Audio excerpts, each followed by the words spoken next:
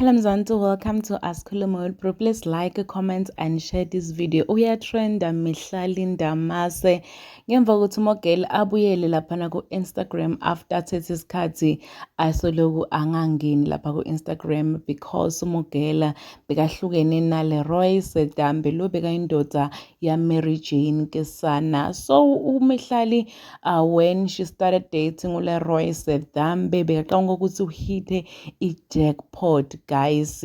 Kani akakabutanga elangeni kanti uLeroy Sedambe is actually broke. Umogel thought ukuthi uLeroy has money kanti guy was just with her for imali yakhe nje. Nakuthiwa uLeroy bekachawa imali yamogel with his friends baphume out kumthethe isikhathi kokuthi uMihlali realize ukuthi no man, something is wrong la ngathi ngiyaphela, and then relationship yabo yaphela kanjalo, and umogayi waqhubeka nje nempilo yakhe alokenda ama-video atikhiphe nemajida making fun of uMihlali.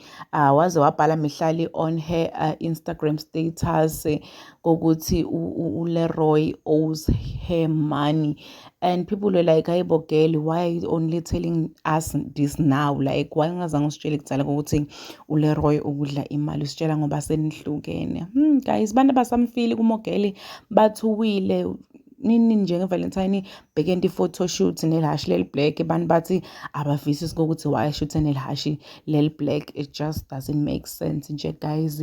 People are really throwing shades, like major shades at Mihlali. Please subscribe, share this video. I'll see you next time. Goodbye.